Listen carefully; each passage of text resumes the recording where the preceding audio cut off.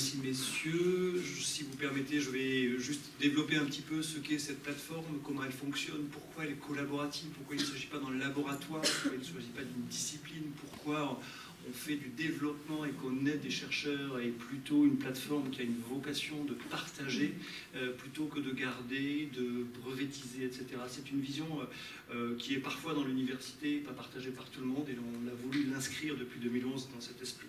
Alors les interventions non médicamenteuses, juste pour rappeler à l'audience ce dont on parle, vous n'avez pas de retour, c'est un peu dommage parce que c'était intéressant de voir ces ouvrages. Je pense que tous ces ouvrages sont devenus des best-sellers aujourd'hui sur à la fois des recommandations de nutrition, à la fois des recommandations d'activité physique, à la fois des recommandations en termes de compléments alimentaires, de régime, etc. On voit que tout ce domaine-là est en train de prendre un essor considérable, de créer des emplois, de créer de l'activité, de créer de la richesse. Un programme européen a évalué à plus de 100 millions d'Européens, d'utilisateurs de ces INM. Et évidemment avec l'idée que 2 Français sur 3 sont en train de les utiliser et avec une croissance qui est totalement exponentielle. Alors, on a pu véritablement démarrer la création de cette plateforme CEPS à travers un rapport qui a changé tout dans ce qu'on pensait. C'est le rapport de la Haute Autorité de Santé de 2011 qui a dit « C'est intéressant ce que vous dites sur les stratégies, sur ce que vous avez dit tout à l'heure, Mme Marion, sur la phytothérapie, ou sur des champignons, ou sur les programmes d'activité physique. Mais s'il n'y a pas la science, s'il n'y a pas des évaluations rigoureuses, eh bien finalement on peut tout dire, on peut dire n'importe quoi et on peut manipuler des personnes fragiles et évidemment on peut arriver à des pires catastrophes comme des refus de soins ou des médecines qui vont être totalement alternatives. Et donc l'idée c'est pour avancer, il faut absolument en passer par la science. Alors la création de cette plateforme a conduit à ce qu'on pensait quasiment pas possible à l'université, c'est-à-dire de faire un congrès sur cette thématique, non pas dans les espaces qu'on a l'habitude à l'université, mais au quorum. Et donc en invitant des gens, des personnalités de plus en plus connues et reconnues, à la fois en France, puis en Europe, puis aux États-Unis en particulier, dans le système de santé américain ou NIH, et en disant finalement on a les mêmes problèmes, on a absolument les mêmes problèmes dans le monde entier, de dire finalement on va recommander des usages à des patients, mais on ne sait pas exactement ce qui est potentiellement utile, mais il faudrait aussi parler du bien vieillir, il faudrait aussi parler de personnes âgées qui aimeraient mieux vieillir, et que finalement, qu'on soit malade ou pas malade, on a besoin de savoir ce qui marche et ce qui ne marche pas. Et ça a été un élément clé lors de ce congrès qu'on a organisé au Quorum. On va moins l'organiser au Quorum maintenant, et on va l'organiser le 23 mars ici à Saint-Charles pour une version thématisée sur le cancer. Je remercie Vanessa Guillaumont qui est ici présente du CIRIC et de l'ICM pour dire à quel point il y a des atomes crochus évidemment sur les thématiques autour de la prévention du cancer et des soins de support en complément des traitements et évidemment sur la prévention des récidives. Et donc ce congrès finalement aujourd'hui est devenu quelque chose d'intéressant, de pertinent. Je remercie également les communicants qui nous ont aidés, et notamment Florent Chaperon sur le visuel. On a vraiment beaucoup travaillé à ce qu'on puisse rendre sur une place publique, et vraiment le Quorum était une place publique, à la fois des patients, des usagers, des start-upers, des cliniciens, des chercheurs, pour justement avoir ces regards multidisciplinaires, et ne pas dire qu'une discipline est meilleure que l'autre, mais qu'on a besoin de toutes les personnes pour arriver à faire des évaluations rigoureuses. Alors, on a effectivement lancé ce champ-là qui est les INM. Et les INM, c'est quoi? C'est un espace entre, d'un côté, des produits de consommation courante, effectivement, il y a des produits de consommation courante, et de l'autre, des médicaments, des dispositifs médicaux extrêmement bien validés et avec des autorisations de mise sur le marché. Et on voit se développer dans nos supermarchés des compléments alimentaires, on voit sur Internet tout un tas de choses sur lesquelles il n'y a quasiment aucune validation et sur lesquelles on peut évidemment manipuler beaucoup de personnes. Donc en 2016, on a lancé une première ontologie, je vais faire schématique, en tout cas une classification des interventions non médicamenteuses, et sur lequel on a listé à la fois les catégories physiques, les catégories psychologiques, les catégories numériques, évidemment, parce qu'il y a beaucoup d'éléments sur le numérique, également sur l'aspect nutritionnel, et enfin les autres. Donc vous voyez quelque chose d'extrêmement large, et lorsqu'on s'intéresse vraiment et qu'on va aller plus loin, eh bien une intervention non médicamenteuse, ça a une durée, ça a un contenu, ça a un modèle théorique sous-jacent, il faut les lister. Et donc ça va nous prendre beaucoup de temps. Si on le fait à la main, on en a à peu près pour 2 siècles, mais heureusement, Jean-Michel Ganteau l'a dit, l'intelligence artificielle en particulier va beaucoup aider en collaboration avec les experts pour lister de façon plus pertinente toutes ces INM. Une personne a vraiment changé le cours de l'histoire dans ses interventions non médicamenteuses. Il est canadien, il s'appelle Sackett. Il a dit il faut absolument travailler sur l'evidence-based medicine, donc la médecine basée sur les preuves, mais les médecines au sens large, c'est-à-dire même la prévention, en disant comment on peut faire des études rigoureuses. Eh bien, un élément important, ce sont les essais cliniques ou les études d'intervention. On va comparer des groupes de personnes qui vont faire une version 1 ou une version 2 d'une INM, et on va à la fin voir les bénéfices. Les bénéfices à la fois santé, les bénéfices sur la qualité de vie, les bénéfices peut-être économiques et potentiellement des bénéfices sociaux. Et donc on s'est rendu compte que ces études-là, aujourd'hui, il en existe de plus en plus, vous le savez peut-être, mais il y a 2 millions d'études, et Christian Périgot l'a très bien dit, la littérature est en train d'exploser dans le domaine, mais quand je dis exploser, on a estimé 73 000 publications en 2016 sur la thématique. Vous imaginez 75 000 publications par an sur les INM. Donc ça veut dire que c'est impossible à un être humain de pouvoir lire toutes ces études, et on voit que quelles que soient les thématiques, la croissance est telle depuis 2000 qu'il faut évidemment en passer par autre chose, et des gens extrêmement brillants ont inventé des méta-analyses. L'idée, c'est de sélectionner des études selon des protocoles qui sont sensiblement identiques, et on va sommer de cette façon les résultats pour avoir une moyenne générale. Donc, je vous ai donné ici une illustration, c'est une méthode qui s'appelle Cochrane et qui est une collaboration internationale. Donc il y a eu 35 essais randomisés contrôlés qui ont été réalisés, qu'on a compilés, et sur lesquels on a comparé un programme d'activité physique aérobie à un antidépresseur ou à d'autres types de solutions ou rien. Eh bien, les 35 études montrent aujourd'hui de façon extrêmement claire, il n'y a plus aucun doute médical, scientifique, que lorsque quelqu'un est en dépression mineure diagnostiquée par un médecin, la première prescription en première intention, c'est un programme d'activité physique aérobie. Et j'ai été membre de l'expertise INSERM en cours, et on va publier ça en France. Ça a été publié par les Américains, c'est publié par les Canadiens, par les Allemands. Il va y avoir des changements très très importants dans le domaine qui sont en train d'arriver, et donc ce sont les méta-analyses qui ont changé le monde, vraiment, dans les pratiques de prévention comme de soins. Donc vous voyez ici cette méta-analyse, donc on a sommé des résultats, il y a eu 1353 participants, donc on a sommé toutes les études. Et on va retrouver ces études sur des comparaisons d'INM, par exemple une thérapie cognitivo-comportementale et un programme d'activité physique, ou potentiellement un antidépresseur et un programme d'activité physique.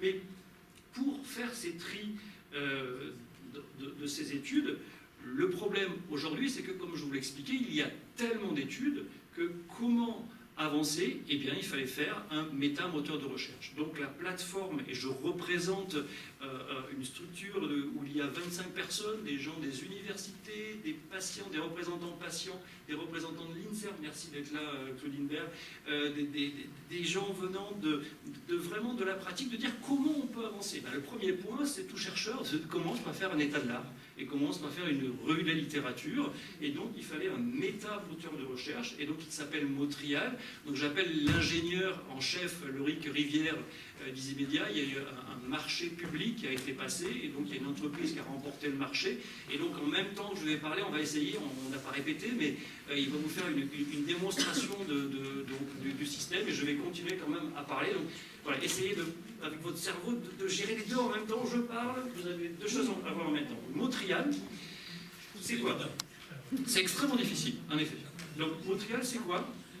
C'est un métamoteur de recherche qui permet de trier en 6 minutes ce que nous, dans nos laboratoires, nous faisions en 6 mois. Récupérer et collecter toutes les publications sur un thème particulier, le sevrage tabagique par exemple, arrêter de fumer et la cigarette électronique, on en a parlé ce matin, ou l'hypnose, est-ce que l'hypnose, voilà. Et donc on va taper une INM, on va taper un problème de santé, et on va pouvoir collecter les publications qui sont pertinentes. Et ça, on l'a fait, on a publié plusieurs fois, et ça nous a pris 6 mois juste sur un sujet. Et là, on va le faire en 6 minutes, grâce à ce logiciel. D'autre part, c'est pas tout. Ah non, non, on va les chercher un par un, on les recoupe et on... Excusez-moi. Ah oui, PubMed et C'est ma curiosité féminine et scientifique. différentes bases de données. Deuxième élément, Christian Brégot l'a très bien dit, c'est un chercheur. Et souvent, les stratégies de carrière de chercheurs, c'est aussi de publier en quantité, pas forcément en qualité. Donc il y a d'une étude réalisée plusieurs publications. Et en fait, on n'arrive plus à trouver la publication qui est la publication essentielle. Et en gros, il y a des sous-traitances de publications complémentaires. Et l'idée, c'est le moteur de recherche, Montréal, va permettre d'identifier celle qui est l'étude principale par rapport aux études secondaires. Et ça va être vraiment un élément central qui va permettre d'identifier non seulement le financeur de l'étude, mais également le pays d'origine, mais également le promoteur.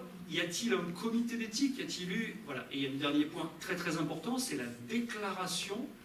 Parce que la déclaration dans les organismes officiels avant de réaliser le protocole, ça s'appelle Clinical Trials en particulier aux États-Unis, mais il en existe en Europe, comment on va déclarer un protocole avant de le réaliser, c'est évidemment une garantie de sérieux. Donc Montréal permet de trier cette façon-là. Et autre point aussi essentiel, c'est que beaucoup d'auteurs se sont dit, tant qu'on reste sur quelque chose de très large, un complément alimentaire, une activité physique, une psychothérapie, on n'y arrivera pas. L'idée, c'est de définir plus précisément le contenu de chaque INM. Et en fait, en allant chercher dans les déclarations des études, Montréal identifie plus précisément quelle est la dose d'un programme d'activité physique, combien de séances par semaine, à quelle intensité, de quelle façon, et évidemment, on arrive à des choses bien plus précises qui vont être reproductibles en pratique. Et dernier point, et non des moindres, comme objectif, ça a été soulevé par Christian Astaf, mais je crois qu'on a en Occitanie, et ça avait été identifié par la 3S, par nous par la 3S, puis après par la région Occitanie, on est très très bon en termes de laboratoire de recherche, en termes de living lab, en termes de centres hospitaliers, et on a vraiment une culture de la recherche clinique dans cette région. C'est rare en France d'avoir cette culture-là, de cette recherche clinique non pharmacologique, et c'est un atout qui a été soulevé, et qui restera et qui perdurera, parce que je participe à ces réunions, et je pense que ça va être un élément essentiel, puisque ces études vont se développer, et vont se développer en particulier dans la région Occitanie.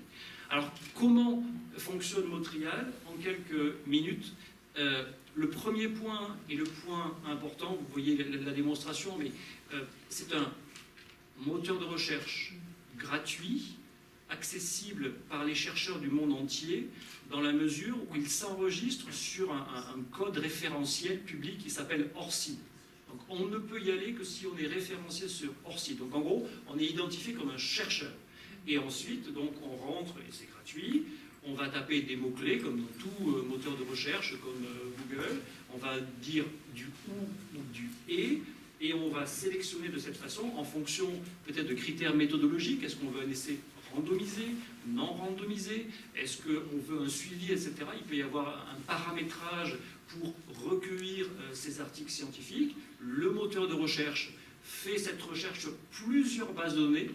Je n'ai pas le temps de développer, mais vraiment, la base de données américaine qui s'appelle PubMed est fait essentiellement de la littérature, on va dire, américaine. Voilà. Et il n'y a pas vraiment de vision européenne et extrêmement anglo-saxonne. L'idée, c'est d'aller chercher un petit peu partout et effectivement dans des bases de données qui ne sont pas recensées par PubMed. Et donc, on obtient non seulement donc, la publication ou les publications d'intérêt, plus la déclaration. Merci de suivre, c'est parfait. Et on arrive ainsi, voici un exemple ici montré.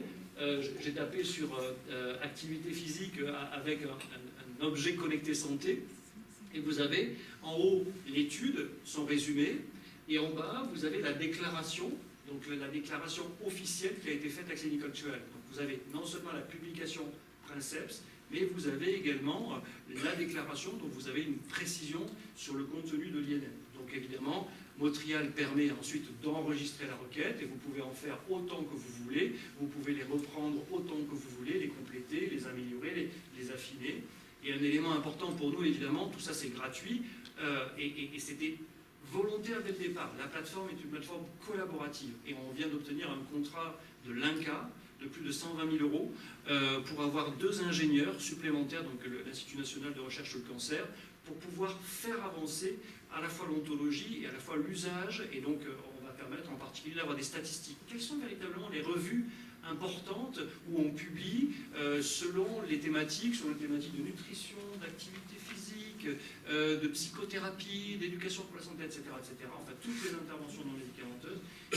Et évidemment, je tiens à remercier, depuis 2014 quand même, on se côtoie, on échange.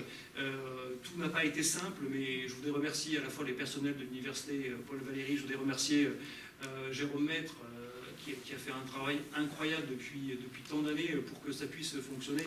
Je voudrais remercier tous les gens qui ont passé pour dire on va faire un congrès au quorum, on va tenter de faire des choses qui sont un peu bizarroïdes, qui paraissent peut-être pas très propres parce que pas très académiques. On fait quelque chose qui n'est pas académique. Mais l'ambition, elle est effectivement de dire merci à la métropole de Montpellier, merci à la région, merci à l'État. J'espère que demain, la solution, vous avez compris que c'est collaboratif, donc ça ne peut aller que vers l'Europe.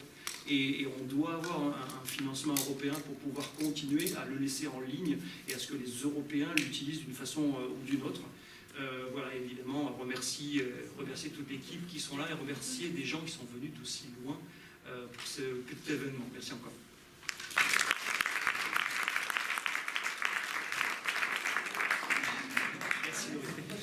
Si vous voulez, on va boire un petit coup. On avait prévu un petit truc à côté. Alors couvrez-vous parce qu'il fait un peu frais quand même. Hein, donc voilà. Merci encore.